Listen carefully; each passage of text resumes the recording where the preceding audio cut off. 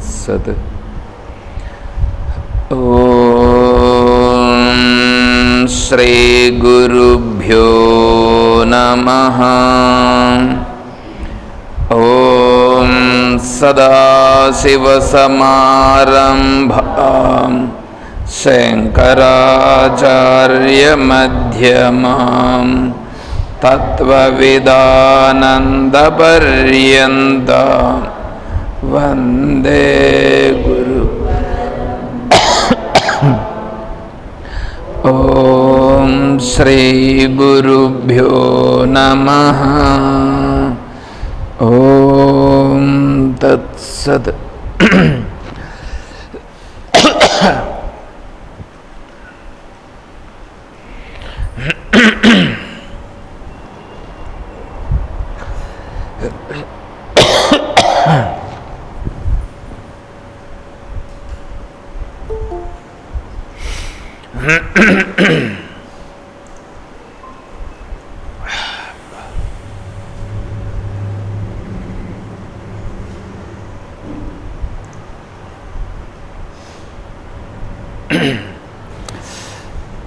చన్నీళ్ళ వేణీళ్ళం గారు, ఇవి చన్నీళ్ళు బాటలు తెచ్చండి.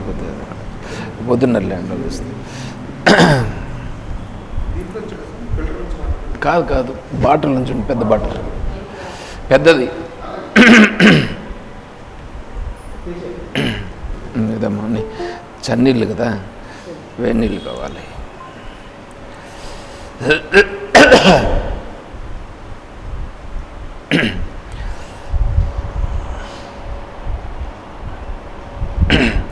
పూజ్య గురుదేవులు తత్వవిధానంద సరస్వతి స్వాముల వారి దివ్య చరణారవిందములకు ప్రణమిల్లుతూ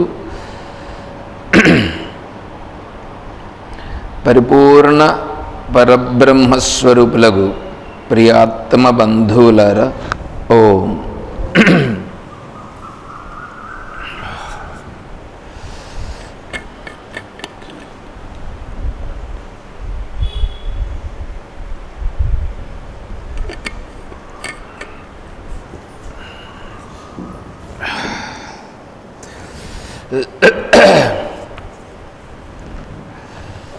స్తోత్రమంజరి 22వ పేజీ 27వ శ్లోకం. ఓం గీతాకల్పతరుం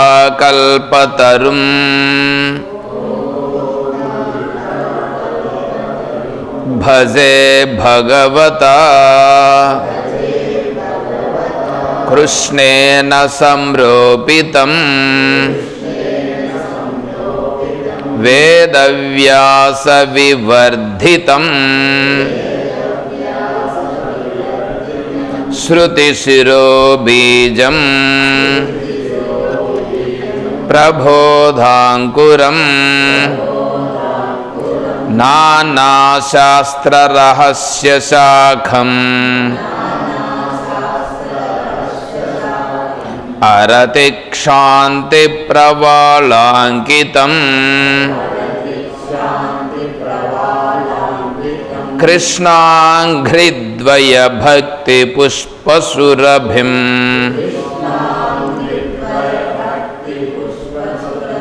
మోక్షప్రదం జ్ఞానినాం.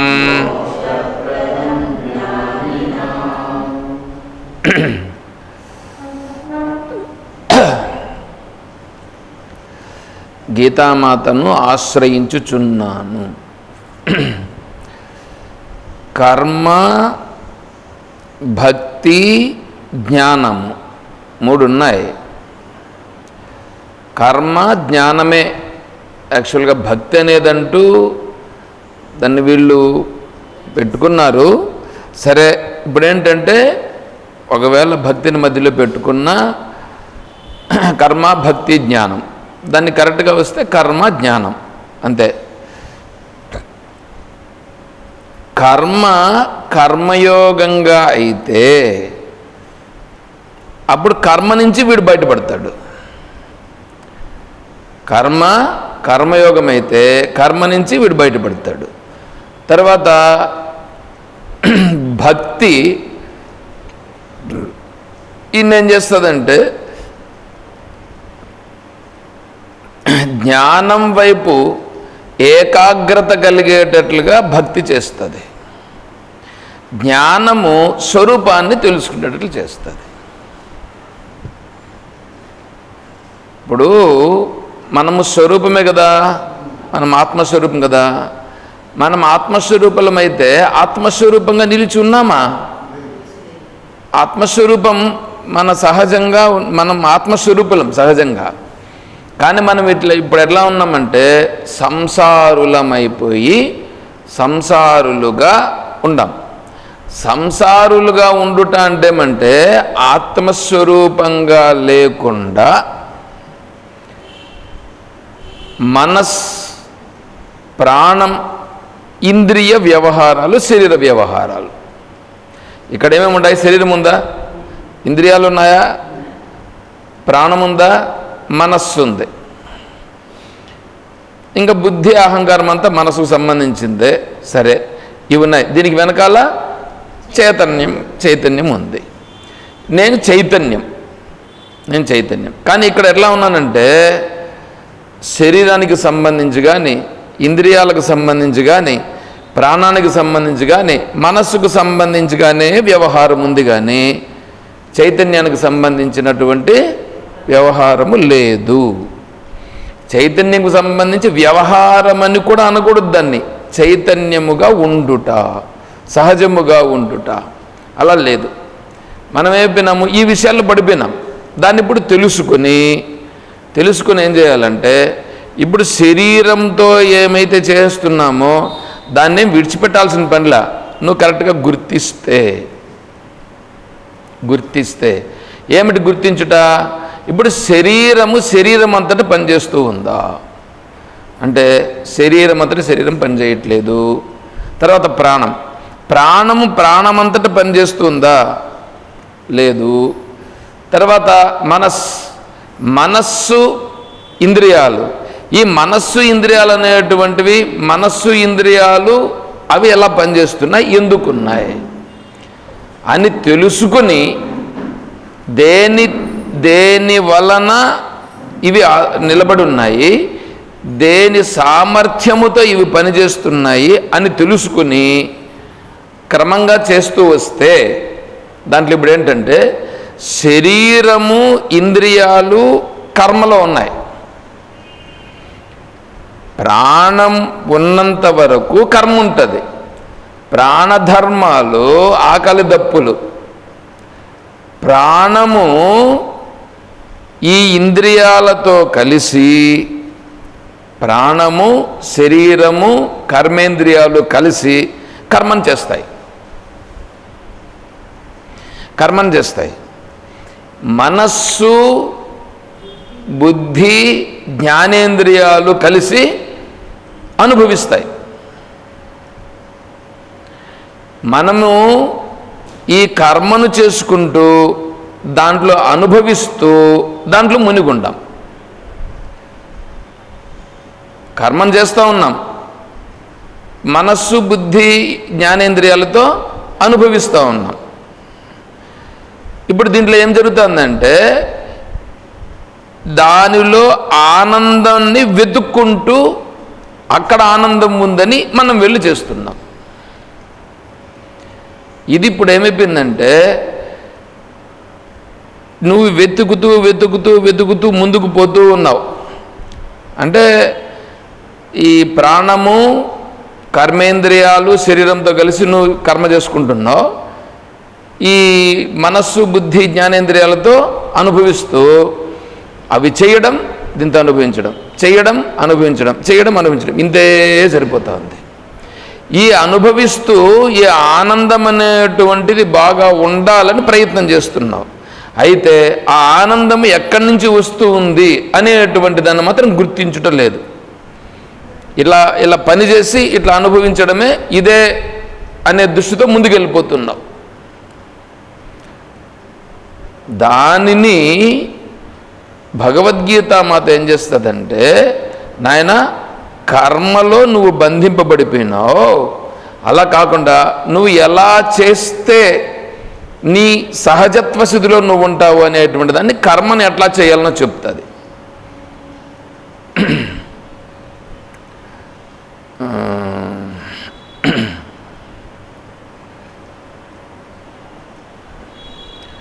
ఇప్పుడు స్వెటర్ కొంతమందికి అల్లి ఉంటారు, స్వెటర్ అల్లి ఉంటారు, చూసినారా? స్వెటర్ అల్లుతారు. ఎన్ని దారాలు ఉంటాయి దానికి?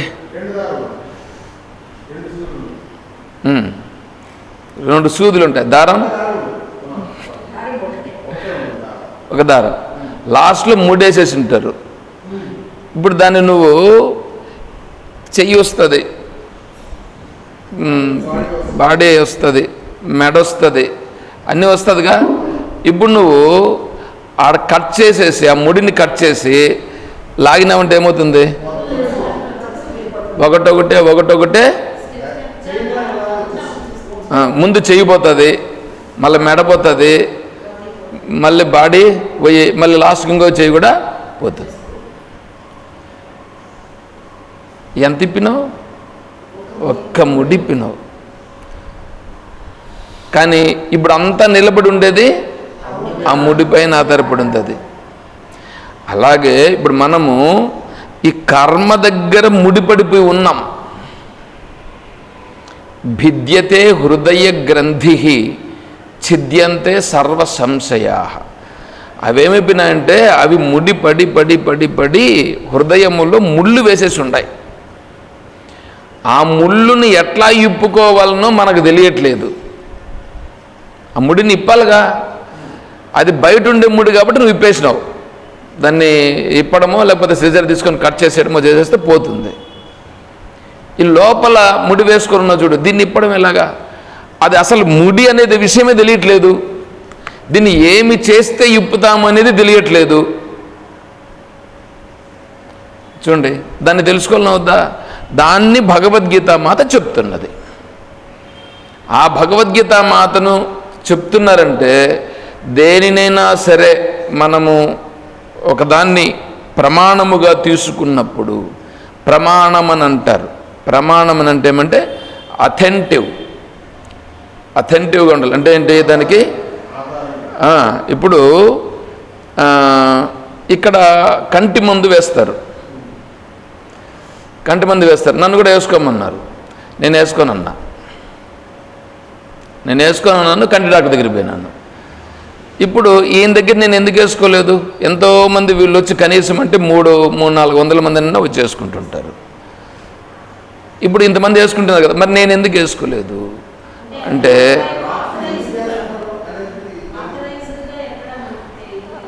లేదు, దానికి ఆధారము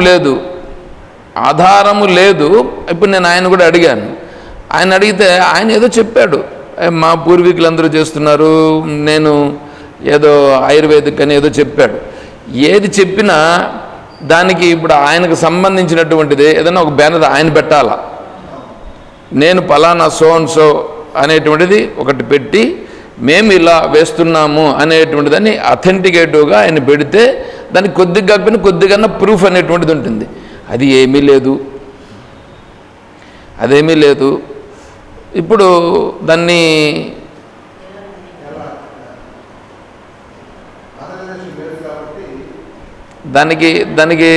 దానికి ఎట్లా మాట్లాడాలి? ఇప్పుడు దానికి మనకు కూడా సంబంధం ఉంది, ఆశ్రమానికి కూడా సంబంధం ఉంది. ఎందుకు? ఎక్కడ వేస్తూ ఉండేది? ఆశ్రమంలో వేస్తున్నారు. ఎంతకాలం నుంచి చేస్తున్నారు, ఎందుకు వేస్తున్నారు, మీకు వాళ్ళకి ఏం సంబంధం? అవన్నీ కూడా వస్తాయి. అంటే మనం ఏదైనా ఒక పని చేసేటప్పుడు బాగా ఆలోచన చేసి చేయాలి. సరే, ఇప్పుడు నేను వేసుకోలేదు అతని దగ్గర. అదే బయట మెడికల్ షాప్కి పోయినామనుకోండి, ఏదో ఒక కంటి మందు ఇస్తాడు. కంటి మందు ఏదో ఒక 4-5 రకాలు ఉంటాయి, ఏదో ఒకటి ఇస్తాడు. అది వేసుకోవచ్చు కదా. నేను వేసుకుంటే నాకు తగ్గుతుందా? తగ్గచ్చు, తగ్గకపోవచ్చు. ఎందుకంటే ఆయన కూడా మెడిసిన్ టచ్ ఉండే అతనే ఇస్తాడు. తగ్గవచ్చు, తగ్గకపోవచ్చు. కానీ ఏం చేయాలి? దానికి సంబంధించిన అథారిటీ దగ్గరకు పోతే వాడు చూస్తాడు. చూసి ఇప్పుడు ఏం చేస్తాడు? ఇది ఎందుకు వచ్చింది అని అంటే దానికి సమాధానం చెప్తాడు. ఓహో, నాలో ఈ లోపం ఉందా, దీన్ని నేను ఇలా సరి చేసుకోవాలన్నా అని నేనప్పుడు దాన్ని సరి చేసుకుంటే అది కుదురుతుంది. అంతే కదా. ఇప్పుడు అట్లా కాకుండా ఇంతకుముందు నెల్లూరు దగ్గర ఎక్కడో అనుకుంటాను, ఈ కరోనాకు ఏదో ఆయుర్వేదిక్ మందు ఒకటి ఇచ్చారు. ఆయన మందు ఇచ్చాడు. కానీ దానిపైన ఎంతవరకు పోయింది? కోర్టు వరకు పోయింది. కోర్టు వరకు పోయి లాస్ట్గా ఏమైంది, దాని నుంచి సైడ్ ఎఫెక్ట్స్ లేవు కాబట్టి గవర్నమెంట్ ఇచ్చిపెట్టేసింది. సైడ్ ఎఫెక్ట్స్ లేవు, అదే కరెక్ట్గా పనిచేసేటట్లుగా కానీ ఇంటి ఏం చేసి ఉండేవాళ్ళు, దానిని అందరికీ ఇచ్చిండేవాళ్ళు. ఎస్వి యూనివర్సిటీ వాళ్ళు, ఎస్వి యూనివర్సిటీ ఆయుర్వేదిక్ కాలేజ్ వాళ్ళు వెళ్ళి దానిపైన ఇన్వెస్టిగేషన్ చేశారు. ఎందుకంటే పబ్లిక్కి అంత టాక్ వచ్చినప్పుడు దాని నుంచి ఎఫెక్టివ్ కాకూడదు కదా, దాని నుంచి ప్రజలకి సైడ్ ఎఫెక్ట్స్ రాకుండా ఏదో పాజిటివ్గా జరిగిన కాడికి జరుగుతూ ఉంటుంది. అందువలన గవర్నమెంట్ కూడా ఏమైపోయింది, సైలెంట్ అయిపోయింది. ప్రజలకి ఏంటంటే ఇదొక గొర్రె దాటులాగా వెళ్ళిపోతుంటారు వీళ్ళు, ఏది జరిగితే ఆ వైపు వెళ్ళిపోవడం అంతే. ఇప్పుడు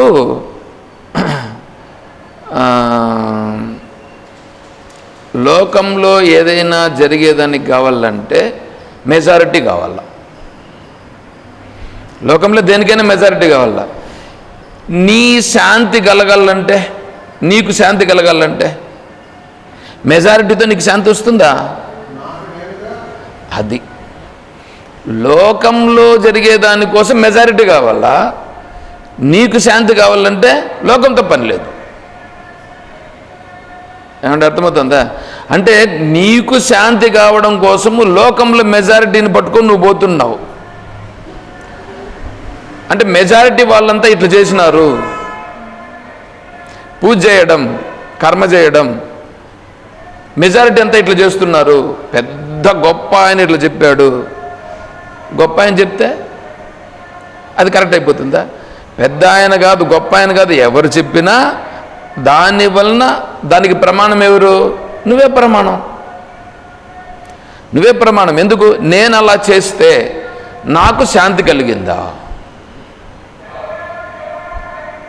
అర్థమవుతుందా?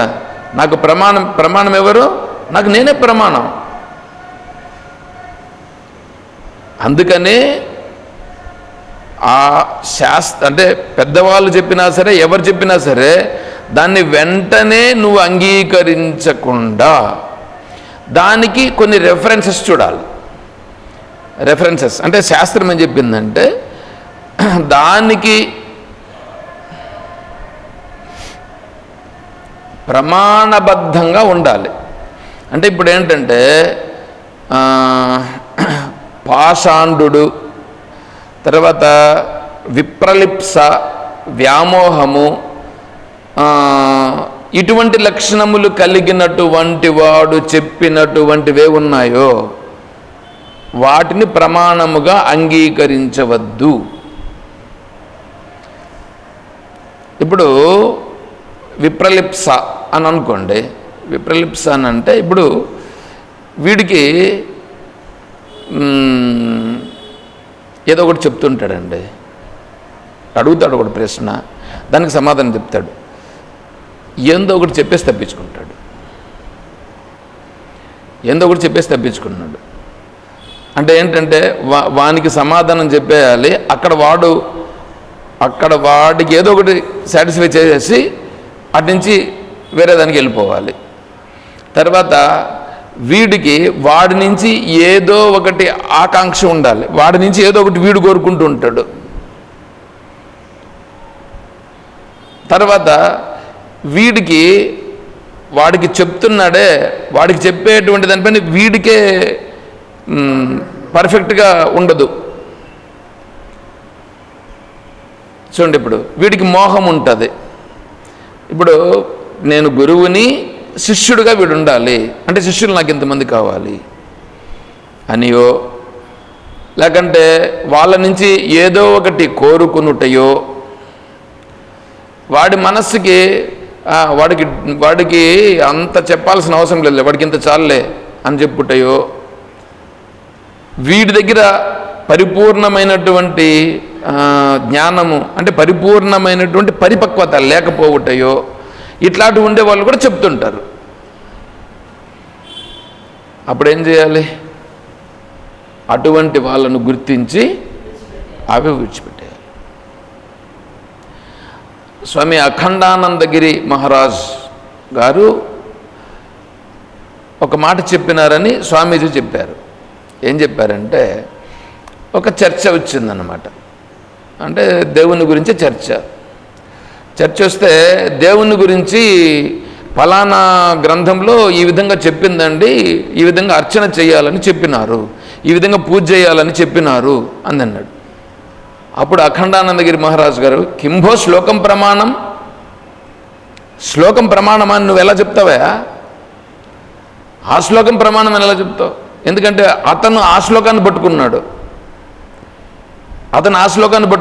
ఇప్పుడు వీరు ఈ అఖండానందగిరి మహారాజ్ అనేటువంటి వారు ముంబైలో ఉండేవారట. వారేంటంటే వారు భిక్షకు వెళితే కూడా ఇంట్లోకి కూడా రారు. భిక్షకు పిలిస్తే ఇంట్లోకి కూడా రారు. ఇంతకుముందు కూడా చెప్పాను అనుకుంటాను. నువ్వు అన్నం కలిపి పెడితే చేతిలో తినేసేసి అన్నీ చేయగడుక్కునేసి బయట అటు నుంచి అట్లా వెళ్ళిపోతారు. మీ ఇంట్లోకి కూడా రారు వారు. వారి పద్ధతులు అలా అట. అంటే శాస్త్రము విషయం అంతే, మీ వ్యవహారాలంతా భిక్ష పెట్టేసి చాలా తినేస్తే వెళ్ళిపోతాను. ఇంక వేరే విషయాలు, స్వామీజీ మీ పాదాలు మా ఇంట్లో పెడితే కూడా సరిపోతుంది స్వామీజీ, ఇప్పుడు వచ్చాను కదమ్మా పెట్టు చాలు. చూడండి ఎట్లా ఉంటుందో. అట్లా కాదని ఒకవేళ కూర్చోమంటే సరే అవి ముందర వచ్చి లోపలికి వచ్చి నీళ్ళు కొద్దిగా పోయి చేతులు కడుక్కునేసేసి పెట్టమ్మా, ప్లేట్లో ఇస్తాం సార్, ప్లేట్ అంతా ఎందుకమ్మా మళ్ళీ దాన్ని కడుక్కొని అంతా వేస్ట్, పెట్టు. దీంట్లో కౌపిన పంచకంలో ఏదో వస్తుంది, కరతలే భిక్షు, కరమే వాళ్ళకి భిక్షా పాత్ర, అలా ఉండాలని. అంటే శంకరులు వారు చెప్పిన దాన్ని ఎలా ఉంటారంటే వారు ఇంకంతే, దానికంటే ఇంకా ఇది కాదు. అంటే వారు ఇప్పుడు వీరికి అనుభవం కరెక్ట్గా ఉంటుందా, వారెవరో బయట పురాణాల్లో ఉండేటువంటి దాన్ని చెప్తున్నాడే అది ప్రమాణం కరెక్ట్గా ఉంటుందా? అందుకని వీరేమన్నారు, నువ్వు శ్లోకం చెప్తే ఆ శ్లోకం ప్రమాణం ఎట్లవుతుందా? ఆ శ్లోకాన్ని మనం కూడా కావాల్సింటే శ్లోకాన్ని అల్లచ్చు, శ్లోకాన్ని క్రియేట్ చేస్తాం, చెప్తాం. శ్లోకాన్ని క్రియేట్ చేసి చెప్పడం అనేటువంటిది పెద్ద కష్టమైనటువంటి అంశం ఏం కాదు. అది ప్రమాణం అని ఎట్లా తీసుకుంటావు నువ్వు? కాబట్టి ప్రమాణబద్ధంగా ఉండేటువంటిది మనకు కావాలి. అంటే ఇప్పుడు ఏవే లక్షణాలు అయితే చెప్పినామో అవి కాకుండా తను వేరే వాళ్ళ నుంచి ఏమనే మాత్రము ఆశించకుండా, వేరే వాళ్ళ నుంచి తనేం ఆశించుటలేదు,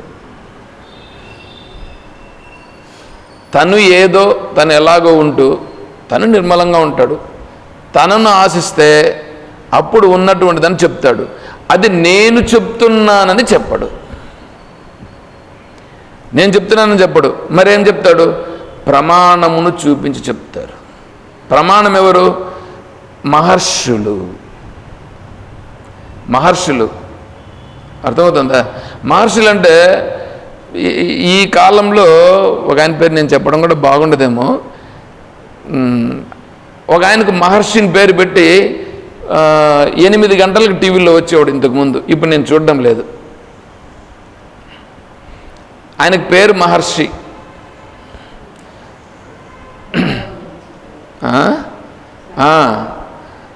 ఆయన పేరు ఉచ్చరించడానికి కూడా నాకు ఇష్టం లేదు కాబట్టి నేను చెప్పలేదు. ప్రమాణం ఏమనే మాత్రం ఉండదు అక్కడ, ప్రమాణం ఏమీ ఉండదు. అట్లాంటి వాళ్ళందరూ కూడా పేరు ఏం పెట్టుకున్నారు? మహర్షి అని పేరు పెట్టి వాళ్ళు చేసుకుంటున్నారు. ఇట్లాంటివి కాదు. మహర్షులను అన్నప్పుడు వాళ్ళు చూపించినటువంటి దారిలో ఏదైతే ఉన్నదో వాటిని సంబంధించి వాటిని తీసుకొని చెప్పడం. వాటిని తీసుకొని చెప్తే సరిపోతుందా? ఆహా, వాళ్ళు చెప్పినటువంటిది గురువుల ద్వారా శ్రవణం చేసి, వాళ్ళు చెప్పినది గురువులు చెప్పిన తరువాత దానిని తను కూడా అనుభవం చేసుకున్నది. ఇప్పుడు ఎన్నైనాయి? 3. శాస్త్రము, గురువులు, తన అనుభవం, 3 ఏకం కావాలి, అప్పుడు చెప్పాలి దాన్ని. అందుకే శ్రోత్రియం బ్రహ్మనిష్టం, శ్రోత్రియుడు బ్రహ్మనిష్ఠుడైనటువంటి వాళ్ళను ఆశ్రయించాలి. అట్లాంటి వాళ్ళు చెప్పినటువంటిది ప్రమాణం. అర్థమవుతుందా? ఇప్పుడు రండి ఇక్కడికి, ఇప్పుడు శ్లోకంలోకి రండి. భగవతా కృష్ణేన సంరోపితం. దీన్ని ఎవరు చెప్పారు? భగవంతుడైనటువంటి కృష్ణుని చేత నాటబడినది. కృష్ణుడు బీజం వేశాడు. భగవతా కృష్ణ. ఇప్పుడు ఈ భగవతా కృష్ణ భగవంతుడు చెప్పినాడని ఆ దృష్టితో చెప్తాడు. భగవంతుడు అనేటువంటి దాన్ని ఆ శబ్దాన్ని కొంతసేపు వారగా పెట్టండి. ఆ భగవంతుడు ఎవరు అంటే నువ్వు వేరే అనుకుంటున్నావు. భగవంతుడు ఎవరో కాదు. భగవంతుడు ఎవరు? నేనే భగవంతుడు. నువ్వే భగవంతుడు. ఇప్పుడు కృష్ణుడు చెప్పినాడు. కృష్ణుడు షడ్గుణైశ్వర్య సంపన్నుడు. ఇప్పుడు ఈ ప్రపంచమంతా ఎవరిది?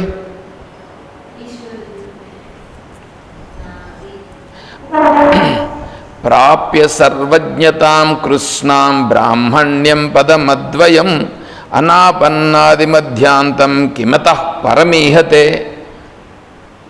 గౌడపాదాచార్య స్వాముల వారు చెప్తున్నారు, ప్రాప్య సర్వజ్ఞతాం కృష్ణం అంటే స్పష్టముగా సర్వజ్ఞత్వం అనేటువంటిది అతను సర్వజ్ఞత్వ స్థితిలో ఉన్నాడు. సర్వజ్ఞత్వ స్థితి అంటే శరీరము, ఇంద్రియాలు, ప్రాణం, మనస్, బుద్ధి ఇవన్నాయే వీటిని గురించి చాలా స్పష్టంగా తెలిసి ఏది వెనకాల ఉన్నటువంటి చైతన్యం ఉందో చైతన్యం గురించి స్పష్టమైపోయినవాడు. ఏది సత్యమో ఏది అసత్యమో దృఢమైపోయినటువంటి అతను ఉన్నాడే అతను బ్రాహ్మణుడు. బ్రాహ్మణ్యం పదం దాని వివరణ చాలా వస్తుంది. సరే ఇక్కడ మనం సింపుల్గా బ్రాహ్మణ్యం పదం అద్వయం రెండోది లేదు. అనాపన్నాది మధ్యాంతం భూత భవిష్యత్ వర్తమాన కాలాలు అనేటువంటివి ఏమీ లేవు. అదే ఉన్నాడు. భూత భవిష్యత్ వర్తమాన కాలాలు లేవు. ఎక్కడున్నాయి భూత భవిష్యత్ వర్తమాన కాలాలు? నీ మనస్సు వస్తే ఉన్నాయి, నీ మనస్సు రాకపోతే లేదు. కాబట్టి ఇప్పుడు మనస్సు కంటే ఆవలు ఉండేదానికి దగ్గరికి పోయినాడా లేదా మనస్సులో ఉన్నాడా? ఇప్పుడు ఇతను ఆవల. అప్పుడు మనస్సు యొక్క స్థితిని తెలిసినవాడు అయినాడా లేదా? అప్పుడు మనస్సు యొక్క స్థితి పుట్టుక, మనస్సు ఎక్కడి నుంచి పుట్టింది? మనస్సు అంటేనే ఆలోచన అంటేనే తెలివి అంటేనే జ్ఞానం అంటే నేనే చైతన్యం. అంటే జ్ఞానమే ఆలోచన రూపంగా కనిపించింది, జ్ఞానమే మనస్సు రూపంగా వచ్చింది, అంతే. ఇంక వేరే ఇంకేం లేదు. ఇప్పుడు ఈయనేమైపోయినాడు? ఆ మనస్సు అనేటువంటి స్థితిని కూడా దాటి వెళ్ళిపోయినాడు కాబట్టి ఆయనగా ఉన్నాడు. ఇటువంటి అతనికి కిమతః పరమిహతే. దీనికంటే ఇంక వేరే ఇంకేమన్నా ఉందా? ఇంకేం కావాలి అతనికి? అతను సర్వజ్ఞుడు. ఇప్పుడు నువ్వు తెలుసుకుంటే నువ్వు కూడా సర్వజ్ఞుడే.